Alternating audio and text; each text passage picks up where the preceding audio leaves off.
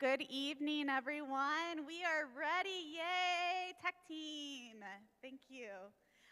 We would love if everyone kind of comes to this middle area or closer as we're in conversation tonight when you're done with your drinks and everything. Because I promise Gary doesn't spit, or he doesn't spit far enough to reach you. He promised me, and he won't bite either. It's so good to be with you. My name's Reverend Katie Sexton, and I serve as Executive Director of the Arizona Faith Network. Arizona Faith Network is historically the Council of Churches for Arizona. We were founded in the 1940s by the Protestant bishops, including the United Methodist one back then. And then over the years, we also expanded to become interfaith. So my board of directors is our bishops of the different traditions and at-large members like Sarah King. Thank you, Sarah, for helping us put this together, who is our Flagstaff representative from the northern part of the state. Don't tell Tucson this, my favorite part of Arizona. As a born and raised Glendale baby, I love it up here, especially during the summer. We are so glad that you are here tonight to talk about peacemaking in divided times. We are super grateful. Thank you, Pastor, for hosting us tonight at this beautiful church. Super grateful to have the time and the space in a very critical time where our country is polarized and divided, and the most vulnerable among us are hurting, to be able to talk about what does it look like when two sides of a conflict won't even talk to each other, or just scream louder than the other, or just get more violent than the other. So we have a world-renowned peacemaker with us tonight, all the way from Belfast, Northern Ireland, Reverend Dr. Gary Mason, and we are so excited to learn from him, his experience in the Troubles, his experience working with the Clinton administration on the Good Friday Agreement, and across the Middle East, Israel, Palestine, and here in the United States. So thank you for giving us your precious time this Sunday evening. With that, we're going to open with a prayer that I think is going to be given by Ellie and maybe also the dog. This is the associate reverend. Good evening, everyone. Welcome here to this space. What a precious time it is to be with you all. And I am the one from Tucson that she's talking about. And it is awfully chilly up here now. One of the key things that I like to think about as I am blessed enough to stand in front of you all and to think about what peacemaking and peace building could look like is I don't know what it could possibly look like. And perhaps maybe that is why some of us struggle. And so I want to invite you into a space as we head into prayer to just imagine what peace building and peacemaking might look like for you. And as you think about that, not only at this time, but as you move forward and after you hear and engage in conversation tonight, to keep that image alive. And then to pay attention to where peace sets in your body. Breathe into that, exhaling it out so other people can be invited into the peacemaking space.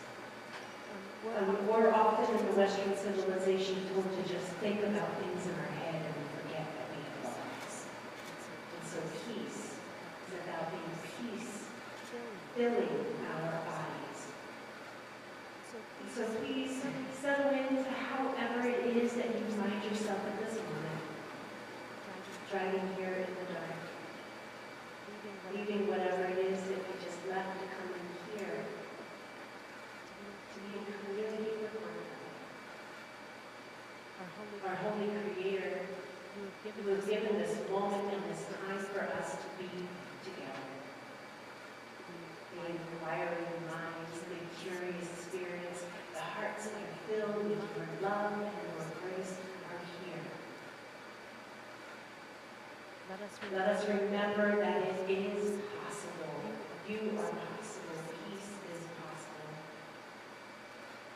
And that in those moments of when it seems too difficult to move on, that it's okay to take a step back, to heal ourselves so we can continue to heal the world, oh God. You called us to do justice, to walk humbly, to love one another. Let this moment and all the moments that are forthcoming be filled with those moments when we can say, amen, oh God, thank you for being in our life. Be with us when we're curious. Be with us when we're lost. When we go out and we look at somebody and we meet somebody new, just say to them, I see the God in you. We see the God in you. Be with us this evening. Be with our wonderful guest speaker and his partner as they continue to do the blessed work that they do. It's in your many names we pray. Amen. Thank you, Ellie. Beautiful prayer. Good evening. My name is Medina Moore. I am the voting rights organizer for the Complete Network.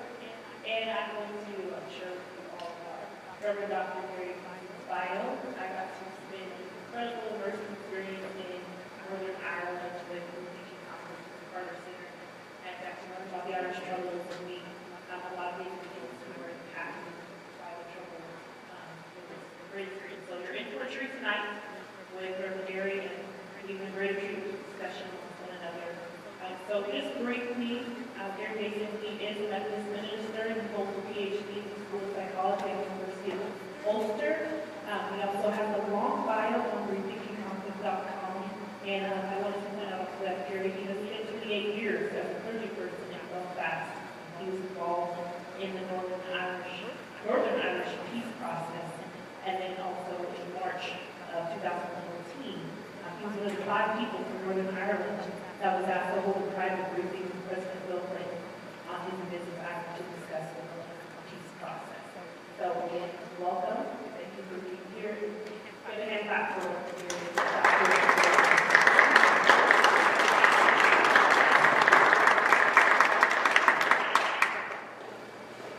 Well, good evening everyone, and thank you to Sarah and your pastor for opening this space tonight. Tonight, primarily, I don't want to give you a history of the Northern Ireland conflict. Suffice to say that from 69 to 1998, we more or less lived through an internal civil war, with many, many different reasons, layers in relation to that. But just to help American audiences, I often try to say Northern Ireland is a very, very tiny space. Today the population is about 2 million post-conflict. During the conflict it was 1.5 million, minuscule in American terms. For over 30 years we had 47,000 injuries, 36,000 shootings, 22,000 armed robberies, 30,000 people went through our penal system, with 16,000 bombings and almost 4,000 deaths. If I was to extrapolate those figures into the United States, and very simply say, if the Northern Irish conflict had taken place within the United States over a 30-year period, you would have had 9 million injuries, 7 million shootings, 6 million political prisoners, 4 million armed robberies, 3 million bombings, and 700,000 deaths. My work today primarily is spent in the United States, still back home on the island of Ireland. Don't work on the assumption that once a peace agreement is signed, that societal healing automatically follows. We're still implementing many of the aspects of the Good Friday Agreement. In fact, old American Senator George Mitchell, the church was leading the Good Friday Agreement, said on the day of the agreement, April 10th, 1998. You think getting this agreement was difficult? And it was. Implementing it will be even more. So even 27 years, when I'm back home in the island of Ireland, not the US, and the Middle East, my work primarily is dealing with the past, dealing with memory, and to highlight some of that tonight. Interestingly, we were having this conversation in the early 1990s. There were three conflicts primarily grabbing world attention: Israel, Palestine, South Africa, and the Northern Ireland. There were other conflicts, but those were the main ones that we had. Fox News, CNN, BBC, etc. They were the main ones that were appearing primarily on our evening news. Interestingly, most people work with the assumption that the Israelis and Palestinians were over the line with the Oslo Accords. We saw apartheid slowly and painfully coming to an end in South Africa. And common wisdom and knowledge of the day is this: that the Northern Ireland conflict is simply intractable. Names of the past, the great Winston Churchill, the British bulldog, was firmly convinced, as the British Prime Minister, a towering figure in the Second World War, it's simply intractable. Margaret Thatcher, known as the Iron Lady, the head of the Conservative Party for a number of years in the UK, was also convinced it was intractable. Well, they were wrong. Through leadership and many other factors, we eventually got over the line. Now, our space is not utopia. I'm just going to ask my technical person to flip up all the points, or I'm hoping continually. I was asked to do a lecture a number of years ago, and ended up doing it in Atlanta, virtually, at the University of Nebraska. And they gave me the title, "Is Religion Bad News for Human Rights?" And I immediately answered that to a degree, yes. Because I do think religion can be incredibly bad news, depending on who the person is dealing with the concept of religion. Let me remind many people in this room looking back to the Second World War and the Holocaust, Shoah, of 6 million deaths. One scholar says it's absolutely impossible for me to reflect on the Holocaust without remembering centuries of Christian theological antagonism towards Judaism. Interestingly, French historian Jules Isaac uses a phrase which I find fascinating. He calls it the teaching of contempt. How you are contemptible towards another human being.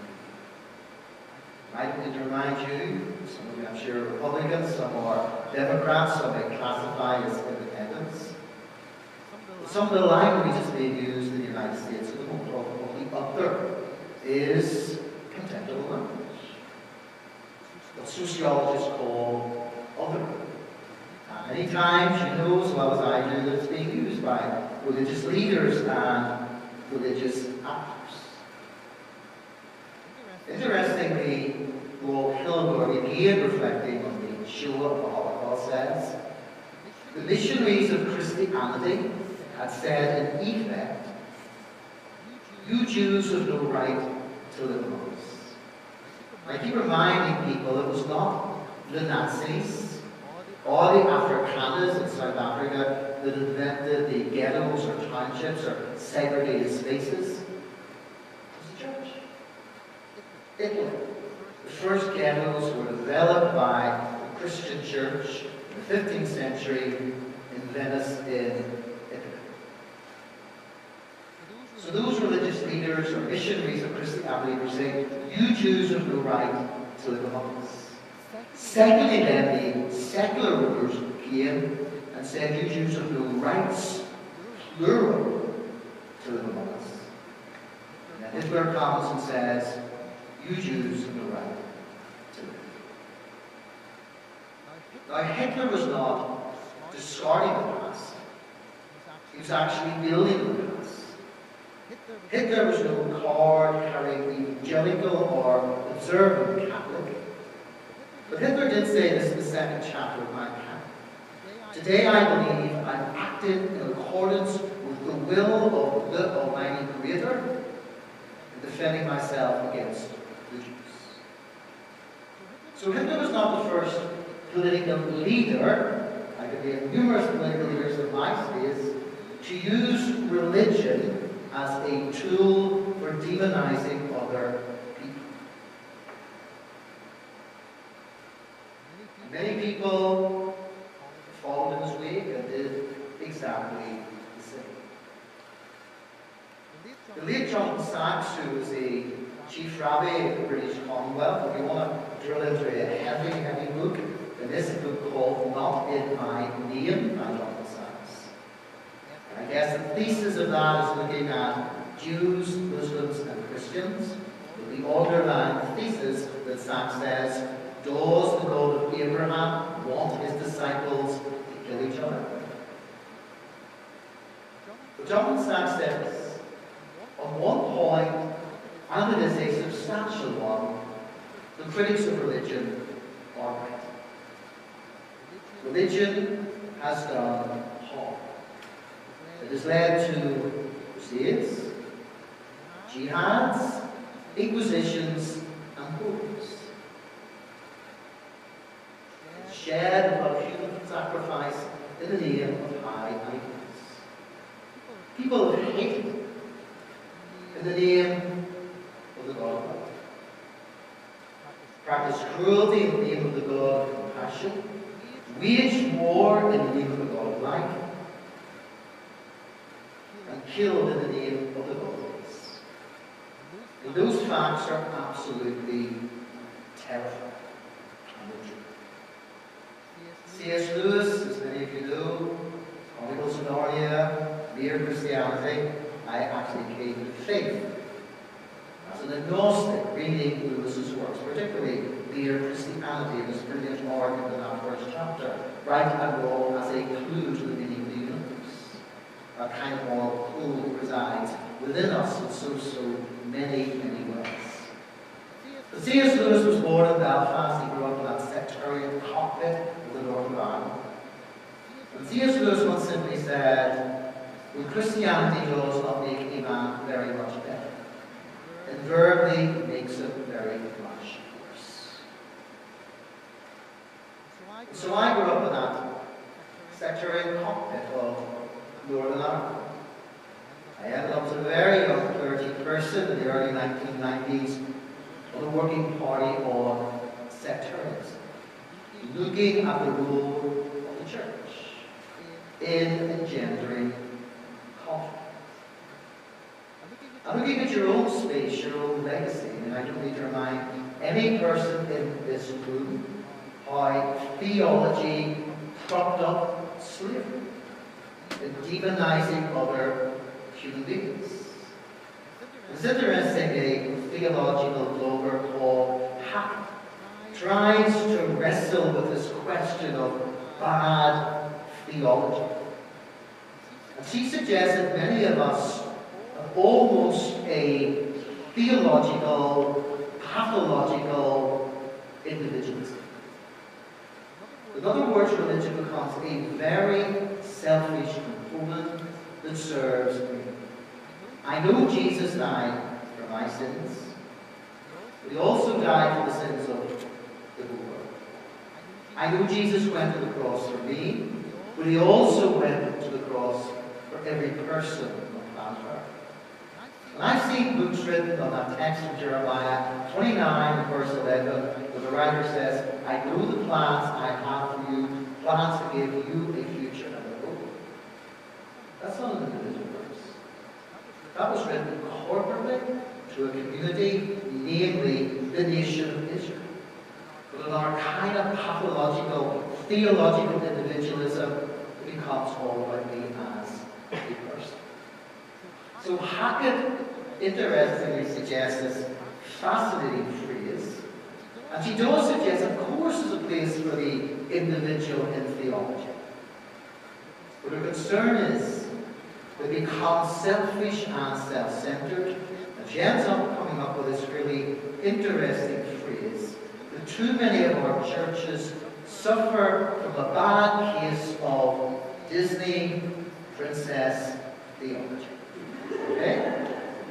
So what she's really saying is that Joyce and I, crazily, we've been here from December 12th. We started off in Orlando, our daughter and son-in-law joined us, and we're nuts. And you can say, Gary, Josh, you are nuts. We took our 14-month-year-old first grandchild to Disney, and I said to Joyce, do you not remember a thing?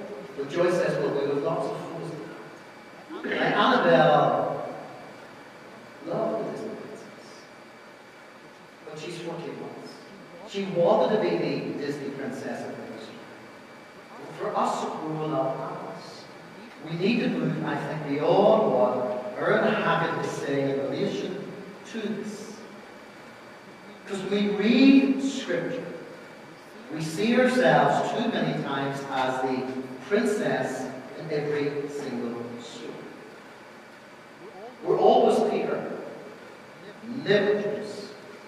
We're always the woman anointing the feet of Jesus, never the Pharisees. We're always the Jews escaping slavery from Egypt. We are never Egypt. How do we have a more holistic interpretation of Scripture?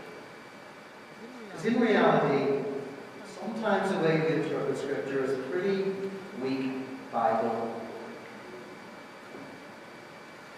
How do you address your legacy within the United States? How do we address our legacy? I can say to you honestly, legacy didn't feature the Good Friday Agreement primarily because it's so contentious. If Senator George Mitchell had put it in, we may never have got the agreement we will. We were able to deal, yes, with reform policing. We were able to deal with the release of prisoners. We were able to deal with the decommissioning of paramilitary weapons. One of the most lethal terrorist groups in Northern Ireland read their weapons decommissioning statement in my church building. But we couldn't deal with legacy. Joyce and I returned home this incoming week and hosting a major conference in Belfast. Religious actors, politicians, academics, former prisoners, still trying to wrestle with the architecture for dealing with legacy. South Africa did maybe go with that with the Truth and Reconciliation Commission. It wasn't perfect. If you're really interested in that, I think for $3.99, there's a brilliant documentary entitled Long Night's Journey into Day. Do remember this, crucial. It was religious actors that spearheaded that, not politicians. Because the church primarily drove the way through that toxic nature of apartheid and brought about amnesties for people who would be honest and act with integrity in the public square.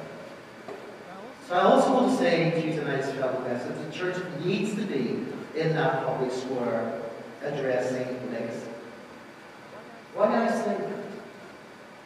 Because according to South African theologian, reconciliation is no cheap matter. Don't work on the assumption that reconciliation is going to take place here on a Sunday evening if we join hands and say, make me a channel of your peace. Reconciliation has to take place in the hard spaces of public life. And that's why that theologian in South Africa said, reconciliation is no cheap matter. It does not come about by simply papering over deep-seated differences. Reconciliation presupposes confrontation. I think I would reword that sentence slightly and say managed confrontation.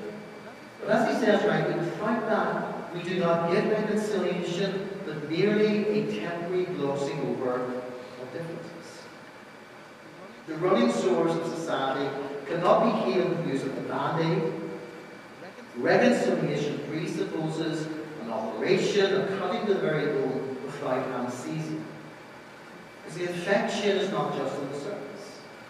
As he suggests in the South African context, the abscess of hate, mistrust and fear between black and white, nation and nation, has to be slashed away. So in a group night share that I was mentioning there with me on the 5th of March, I start with two quotations. There are many diverse people in that room. A probably the most conservative journalist in the New York Times, Bret Stephens, who says in order to disagree, well, you need to understand. So if you're sitting tonight as a Republican or Democrat, I'm not asking Democrats to become Republicans or vice versa. What I'm asking you is people of faith, at least to try to understand the other person's position. There's an understanding that allows you to actually disagree with them. I also know the person, and I imagine most of you know Bret Stephens, the brilliant Harvard lawyer, who wrote the book Just Mercy, the movie Just Mercy, set up that lynching museum in Montgomery in Alabama. Bret Stephens says, when we get close, we hear things that can't be heard from afar. Sometimes that makes a difference between acting justly and unjustly. The church, I think, basically in America and in the Western world, do a reasonable job of pastoral. But I really think the church in so many ways has lost its cutting edge prophetic. The late evangelical Anglican John Stott, who died at the age of 92, describes Methodist theology like a bird with two wings, personal holiness and social holiness. And Stott suggests if you cut off the wing of a bird, you and I know what happens, the bird collapses. I want to suggest that I think Methodism, particularly in the Western world, is very weak in social holiness, spilling out into the public square. I want to suggest it's not enough to gather here on Sunday or for midweek prayer meeting or Bible study, but faith needs to impact the public square. So think of Amos. His message insisted that God's active participation in the human story includes the totality of life. Amos refused to be a bystander and a participant in evil. And so many times the church, as you and I know, too many times, ends up a bystander.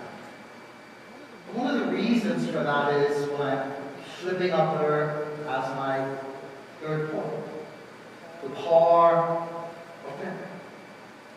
The stories that we pass down from generation to generation to generation.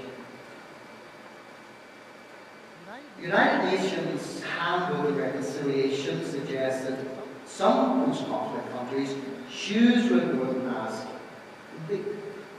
History would teach that in the long run, it's probably a serious obstacle to do that. They would say that amnesia is the enemy of reconciliation for a number of reasons. It refuses the victims public acknowledgement of their pain. It invites offenders to take the path of denial and deprives future generations of the opportunity to understand and learn from the past. Everything I've said there comes with a help. Why did I say that? Because memory is actually a two-edged sword. Memory can undoubtedly play a role in implementing reconciliation, but memory also has the capacity to hinder reconciliation processes. Why did I say that? There's a danger of too much. There's too great a concern with remembering the past can mean that divisions and conflicts of old never die. If you were in Belfast today, if you were bored later on this evening, go on to YouTube and Google Belfast murals, paintings. Even 27 years after the end of our conflict, we are awash with murals in our different spaces, always telling what the other side did to us, never what we did to them. Again, if you're bored this evening, another TED talk there if you want to watch it is the danger of the single narrative, of the single story. Our story, not the story of the other person. Memory also, as you all know, tends to be very selective. We remember our element of the story. When Joyce and my wife go to Paris, which is reasonably often, One of the reasons being is we were 90 minutes back. Belfast, that's a longer haul for you North Americans, who live highway. Well, we all stay in the old Jewish quarter in Marie. It's a movie that was based there a number of years ago. You may or may not have seen it, called Sirs Key. You can see Sirs Key. There's some possible movie watching for you. So, it's an American journalist. And she tries to look at the whole concept of the deportation of Parisian Jews who were not deported by the Nazis. The French police collaborated with the Nazis to deport them. She eventually finds her house, so there's a whole story about that. But after the Second World War, particularly from Charles de Gaulle and others, as you know, France was divided into resistors and collaborators. But what happened in the discourse of public life in France was the role of the resistors was maximized, and the role of the collaborators was minimized. And it was really only in the 60s that French academics began to find cracks in this,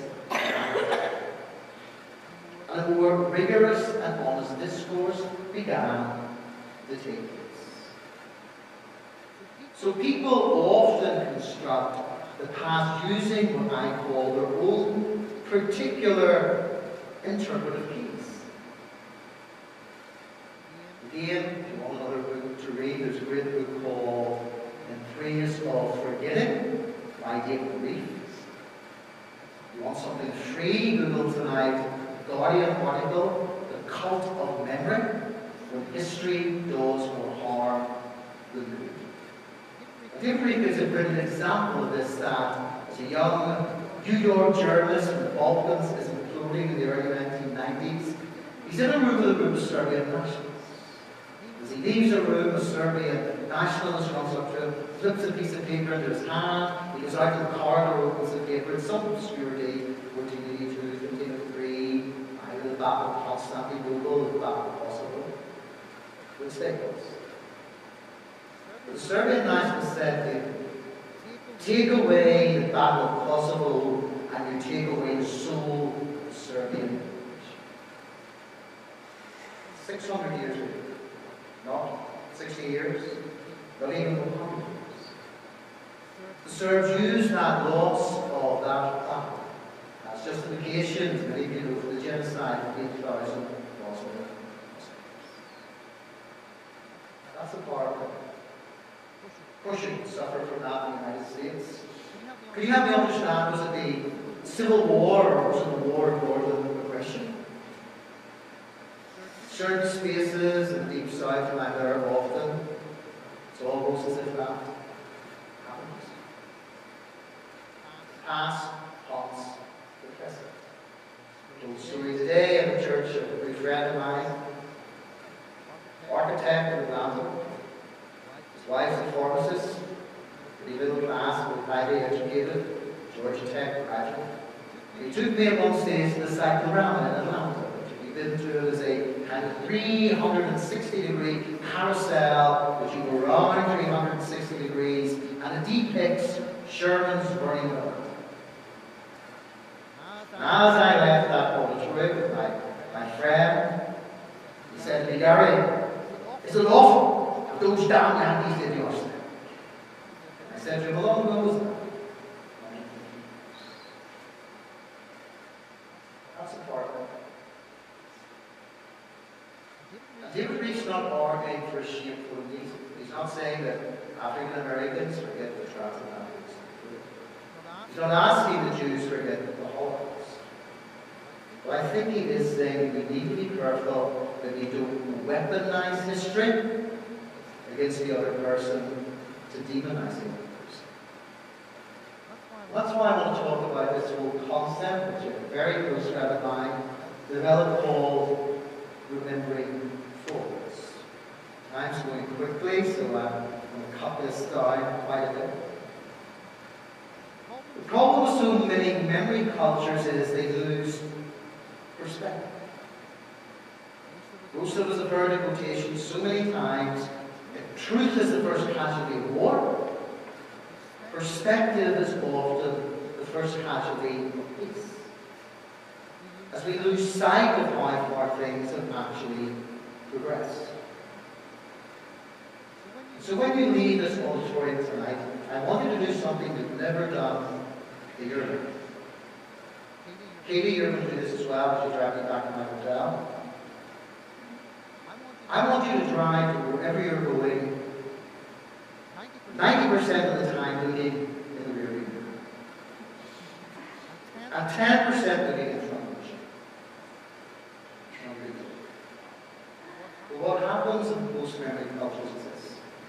We spend 90% looking in the rear view mirror, and only 10% of the time looking at how we build the nation, future, and the universe. So how do we bring perspective to that? What does that perspective actually look like? And it does begin with very honest, difficult, uncomfortable conversations. And that's why I guess theologically we need to look at point 5 there, asking the question, how do we remember? It's very easy for us all to say, or many people say this, we'll just draw a thick red line on it. Does the Bible do that? Or mention drawing thick red lines apart from forgiveness when we embrace faith? If you look to the communal sins, the prophets model the importance of what I call corporate confession. So think of Daniel 9, chapter 9. Daniel confesses sins that happened in another location, in another generation, but yet he considered it important to include himself in those. The phrase goes, we, our kings, our princesses, our ancestors, are covered with shame. Because we have sinned against you, he prays in verse 8. Similarly, Nehemiah wasn't personally present for the sins of idolatry and oppression they confessed, but he knew for the sake of integrity and honesty, and for the sake of his people, there needed to be public acknowledgement of those sins. I'm assuming some of you at some stage have visited the United States Holocaust Museum. I visited several times. I visited Yad Vashem, Jerusalem, many times. But when you go to the U.S. Holocaust Museum in Washington, D.C., you will see Deuteronomy 4:9 is spelled in very large letters in the Holocaust. Only guard yourself and guard your soul perfectly, lest you forget the things your eyes saw, and lest these things depart from your heart all the days of your life. And you shall make them known to your children and your children's children. So remember, so you do not forget and commit the same atrocities. So what's this concept of words that heal and words that destroy? So a bit of healthy confession. Anyone here, I'm a male, so I'll answer this in the affirmative and yes. Ever been in the fight on the school playground and the thing comes along, put your hands up there. 2 of us come. Very holy, innocent congregation, Pastor Lord, you have here a gathering of saints and no sinners. But I can guarantee that most of you probably can't remember. But you remember words. Someone said to you, decades. That's why Victory's theologian said, it was words, not machines, that created Auschwitz.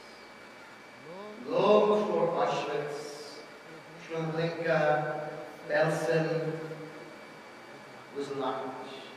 The language of propaganda, of Goebbels and Hitler. Long before the Wannsee Conference, where the elite of Germany gathered to plot the final solution. The rewards. Why did I say that to his fellow Christians in the United States? Because to quote Jonathan Sachs again, he uses this phrase, it was the lines. And many of your politicians are using the language that is the meaning. And I think the church needs to call that out. Not personalize it. People often say to me when I'm speaking, some churches I go to, Pastor Ron, I help warning, don't Gary mention Clinton, Trump, Biden, Kamala Harris, don't go near that stuff, and I do. Because I don't think we need to personalize this. But I do think churches need to create a moral framework within the public. No matter why you're Republicans and Democrats. I mean, we were here from December 12th, December offensive, very close friends in the mid-90s who are Republican. Last week was the friends who are Democrat. Try to mind in our young congregations, most of them are pretty moral, trust me, they are, even though we don't think we are. One of the reasons is these conversations are awkward. You're terrified I'll split my church, I'll do this. But if you apply that same principle to your relationship, I often use this story, which is mythological. Joyce will tell it, but I'll tell it. Let's assume Joyce and I, my wife here to my dad, and the two of us are having marriage problems, okay? And the main source is my compulsive gambling, okay? Go to our therapist. My therapist work, they bring you both together, then they separate you to give individual stories. And Joyce says the therapist, Gary is the most untidy person to live with. He leaves his jeans lying on the bed, he flips his socks in the middle of the landing hall outside our bedroom. What would happen? Both of us would go away, not happy. Because we didn't address the root cause, namely my compulsive gambling.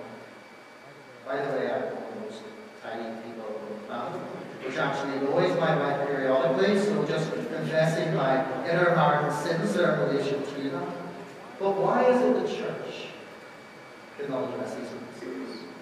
I know some churches are trying to wrestle with these concepts and have the integrity and honesty to do so.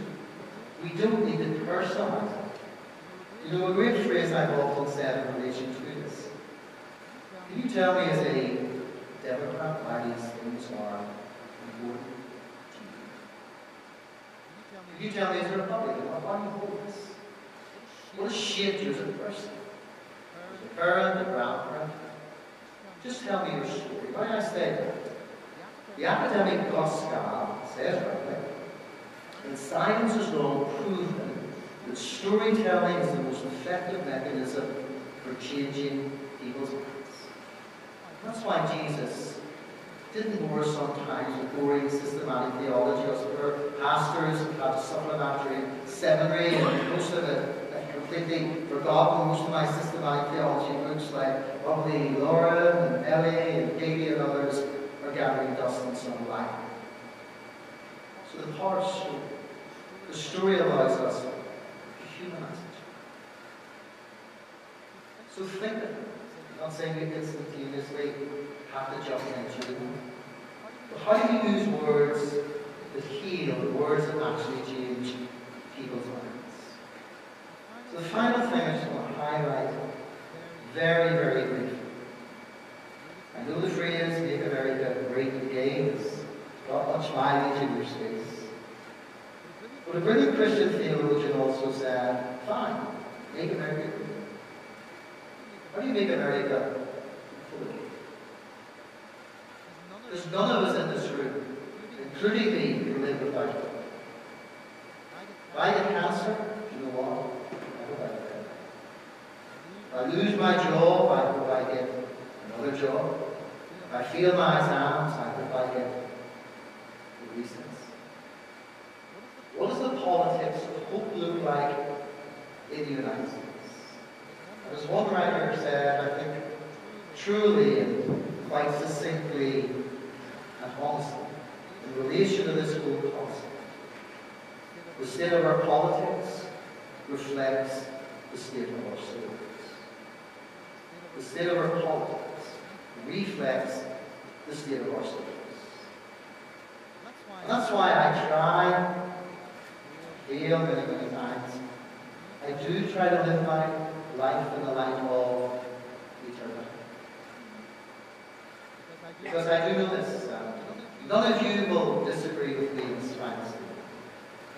I do know this, when the final eschatological curtain falls on the planet, and one day it will not be Joe Biden, Donald Trump, Bill Clinton, Boris Johnson, Vladimir Putin, Angela Merkel, or Matsi Tom standing on that final stage. The one person called Jesus Christ. The old late A.W. Tozer, that evangelical mystic, evangelical struggle with people calling Tozer an evangelical mystic, but he was an evangelical mystic. And he said, Lord, keep me eternity conscious. And that's why, if you are eternally conscious, aspects like do justice, love mercy, walk humbly with your God should be paramount in the way you live out your life. So look, I press the pause on there, Katie, and I will pass it back to you to go ahead.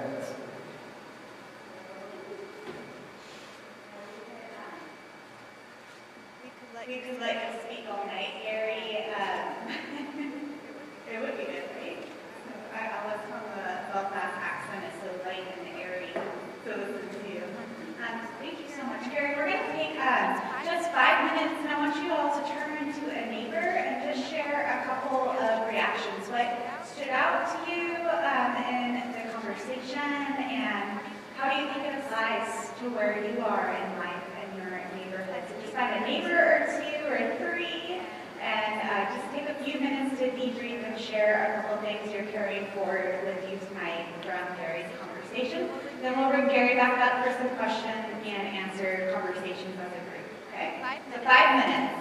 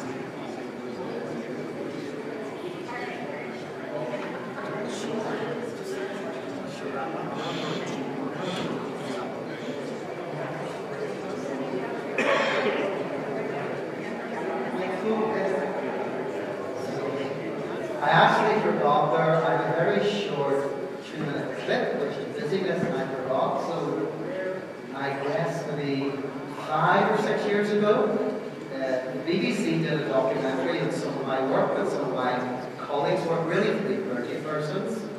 This is just a 2-minute clip from it.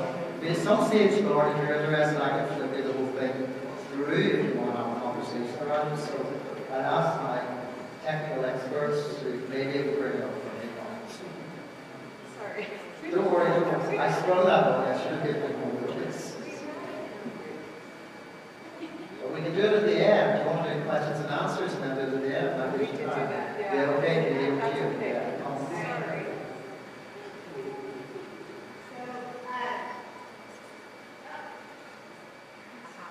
Sorry.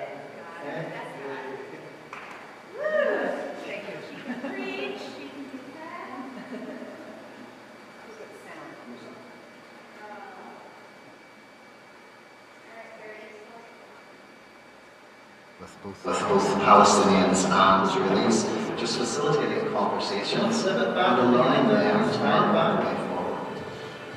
Just allowing people to wrestle with some of the difficulties here and look at some.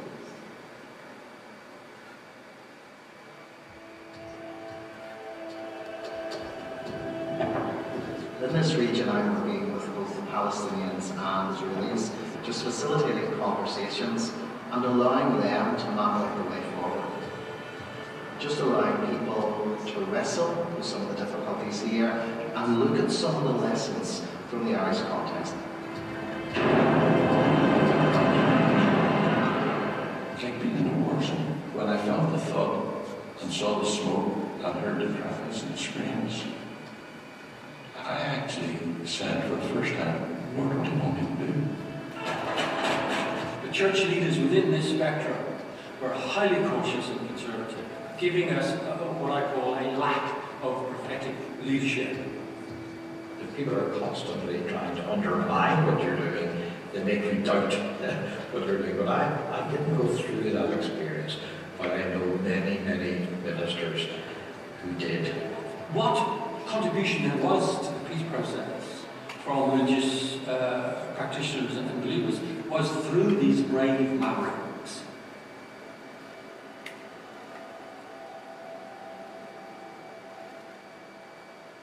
So that's just a very short clip. And again, Lord, if you want that full documentary, I can flip it through you, just shoot me an email. So Katie, put your hands. She's the Larry King live here, so go ahead. So while we have Gary here, we're just going to open it up for questions and conversation. Does anyone have anything they want to ask or share a reaction? No one will bite. Yes. Sort of a question, maybe? Okay, go ahead. Sounds good. One of my fears in opening up to conversation when it's such a divided time or space is that, if I ask, what are your values in voting for a certain person or deciding something, that the value will be that some humans are of lesser value. And I guess I don't know what to do if that were the response and how to move forward with it. I suppose that, one of the keys initially would be to do this in a room of 25, 30 people, do this part of the small group. And I think if any person, particularly theologically, was saying to me, well, from my perspective, some humans are of lesser value, the first question I would ask theologically is, can you help me understand that one theologically? Because initially, all of us are made in the image of God. Some people act according to golden principles, but how do people change? I told a story this morning that I've told many times, and always forgive me. Two stories, just 3 kids growing up in Belfast, working kids. 2 of them went to Sunday school together, another 2 went to primary school together, which was 11. One of those kids was shot dead In the back, he wasn't. He was terrorist. He was shot dead in the back in the early 1990s. The second kid slid somebody ear to ear and dumped their body in a back alley. Served 18 years in prison. Max for report. So these were three very ordinary kids. Am I justified what my child confessed went on to do? The answer is no. Categorically, it's fundamentally wrong what they did. But what makes a 15 or 16-year-old kid doing it? It's not law, it's globally by large.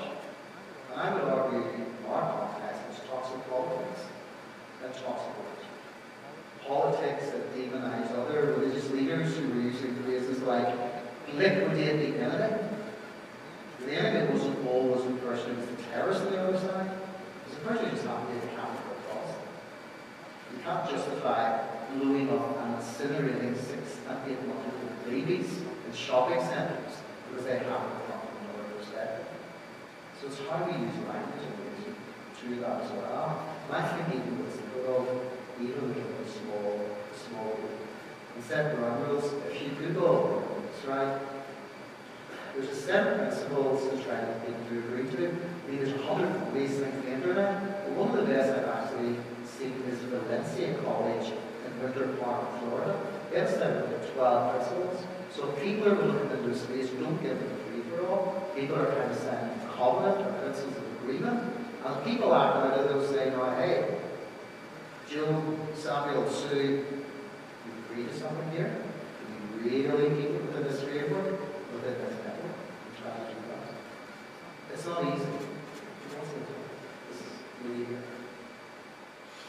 I'm just going to grab my college. So I might say that sometimes it might not be what you ask, it's how you ask the question.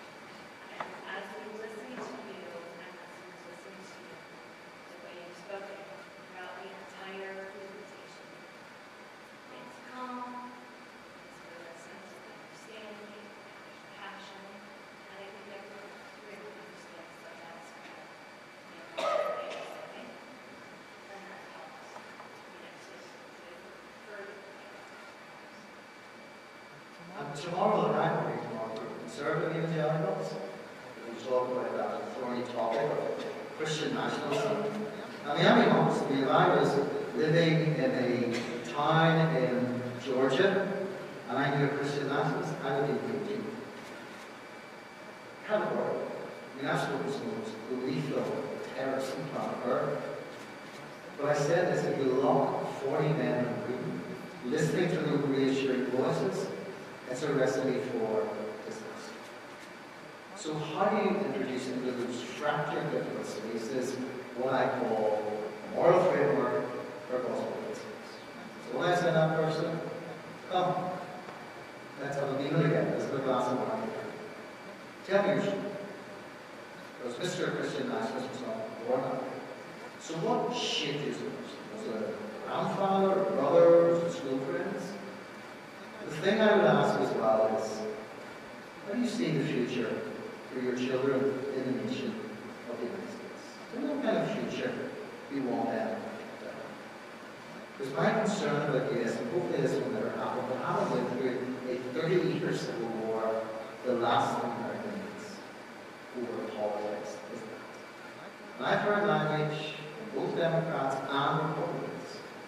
I mean, one evangelical Republican say, 6 months ago, we may need a civil war to get Trump back into the White House.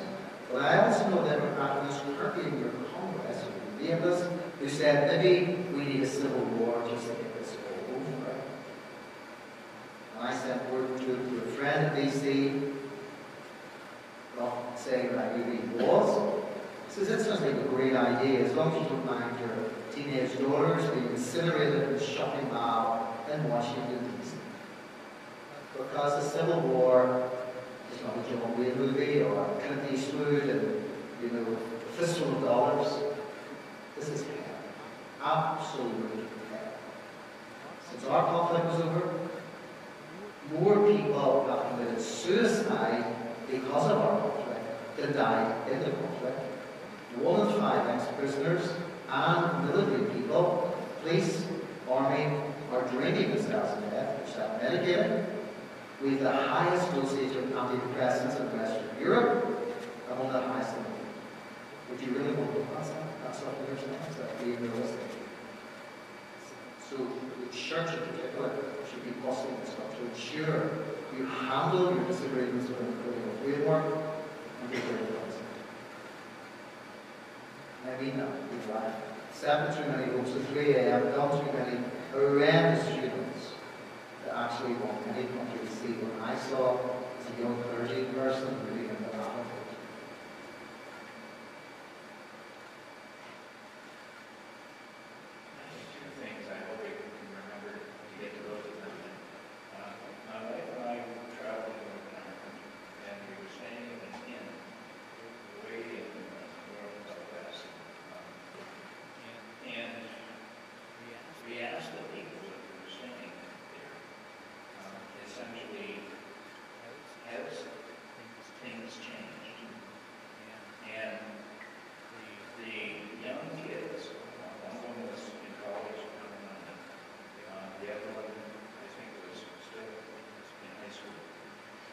They said our generation has changed because of all the conflict. We no longer feel we have to follow what our parents and what our grandparents did. And we accepted that as a sincere thing. We then, the next day, we're going to be going to Bushman's, the town Bushman's. And we asked them if they could recommend a restaurant, because we were going to be meeting people. And they said, well, actually, no. And Bushmills was 15 kilometers from the gate. And we said, you don't know of any little place in there? And they said, well, we've never been. And it just was lack of communication, lack of interaction, etc. The other thing is, the second point I wanted to make is what is happening now in Israel. The statements out of the politicians are, we are going to eliminate the people who guys are political and Hamas. And I know it's true that now there are many more people signing up. And you see those explosions and you see it on television. You think that memory is associated? How do you deal with the reality? And I struggle powerfully with our government's involvement. First question in relation to that. So, I'll give you a bit of romance here on Sunday night. You're all a bit of romance. So when I was a kid in the 70s, my grandmother told me, I grew up on that British Boston, unionist law is tradition. Don't you ever bring a Catholic over this way. But listen, you guys know that stuff, you know. There's a lot of kind of mixed race marriages in this wonderful space in the 60s and 70s. So you know there's a relation to that kind of stuff as well. So if I had a formal over in the 70s, 80s, more than likely, I would probably, if it was going to be a long-term relationship, would have had to the US, Canada, England, or Stuart. My grandfather's married, two Protestant brothers, just one rival, who were dating 2 Catholic girls, they had a ship. So it's Stuart. So then, across the political divide, 2% of dating across the political divide. Today, as I talked in 2025, 20 to 25% of long-term relationships or marriages are across the political divide. Today, there's 3 minorities in Northern Ireland. Used to be only 2, unionists and nationalists. 40% unionists, 40% nationalists, and 20% other. So my kids' generation, who refuse to designate using the Constitution. Okay, so it's changing, it's a slow process, but it's going to be the right direction. As regards bringing, I can do the next hour, I murder me, so I will not. And doing a lecture on Israeli-Palestinian conflict.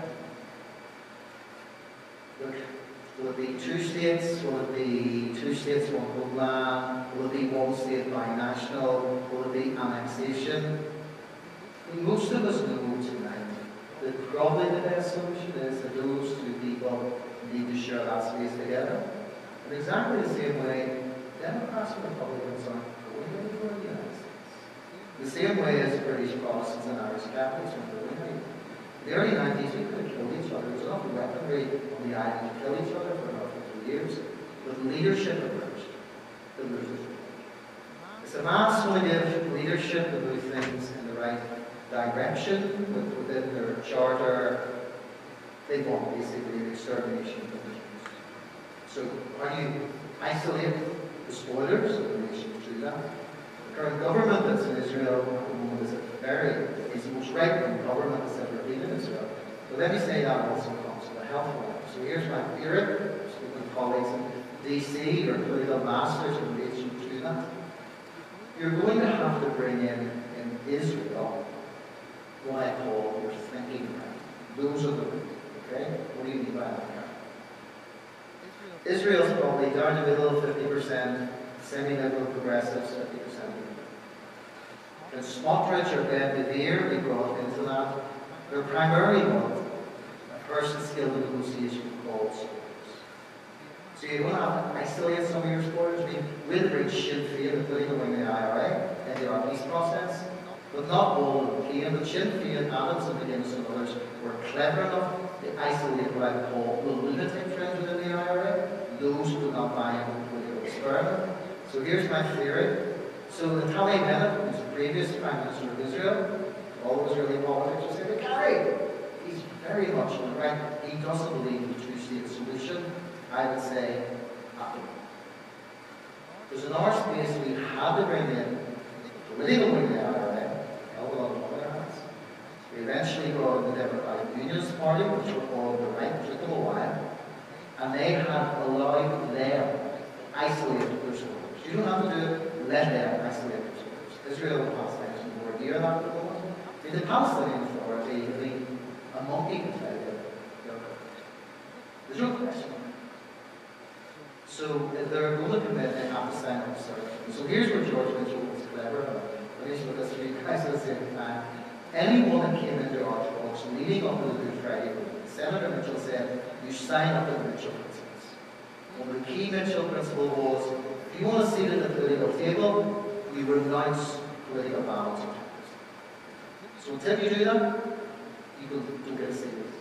So you've got to make a choice. Either you want to move towards politics, continue to move towards terrorism, you're simply going to be left behind. Now that was not an overnight phenomenon, because when Bill Clinton rang George Mitchell, and we had a conversation, and he said, George, I have a job for you, obviously. George Mitchell said, what is it? President Clinton, he said, I'd like to ensure the talks are leading up to an agreement, called the Friday Agreement then. George Mitchell said to Clinton, how long do you think this will last? And this will go. I would say 4 to 6 months, 24 months. And 3 days before the Friday Agreement, they still want to go. So in relation to that, it's a long, protracted process. So, Kitty, I'll find a question, what's up to you? You're the boss. Look, I have some cards there, so we will on the website, obviously, like most people. I have a Facebook page, if you want to follow that. So look, I just leave these here, and so grab it, and you can find out a little bit more about what we do in relation to that. Give Gary a round of applause, please.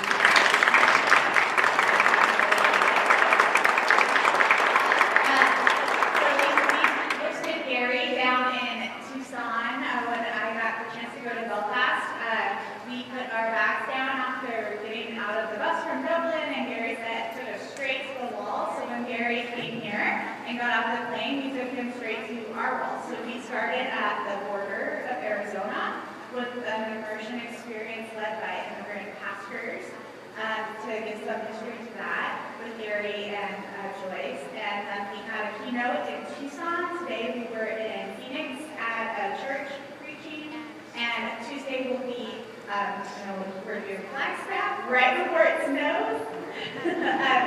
And then we'll have another lecture in Phoenix on Tuesday at First Church UCC. That one will actually be on Zoom. So if you were here tonight and you were thinking, hey, I really wish somebody heard this, that will be on Zoom. So you can definitely sign up for that on ArizonaFaithNetwork.org. I say all this to say, in about a week and a half, we're going to host a Zoom conversation with all the folks who attended these sessions to kind of translate, what does this mean for us? What does this mean as we're looking at the Belfast experience, polarization, as we're looking at Israel and Palestine? What does that mean in Arizona at this time? What does it mean for the church? How are we going to be the church? How are we going to be houses of worship across the state and continue to work for peace? Gary brought in, when we were in Belfast, people who were part of the IRA, people who fought against the IRA, people who had their wife murdered, their child murdered, and they all sat down to work for this thing called peace together in a way that you just would never think could happen.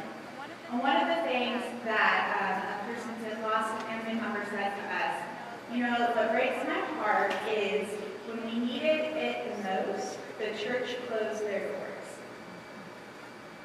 This is a time where we need people of faith, and we need to be church, and we need to be opening our doors. It does not mean we all have to agree on everything, but what does it mean for us to open our doors wherever those doors may be, so we can start tearing down the walls? That's going to be our conversation in just a few weeks. No one has the answer. If we had the answer, we wouldn't be here as a country, I think. So again, we'll get Gary to you for just a little bit. Please get some snacks, and please get home safely before it gets too cold out there. Thank you.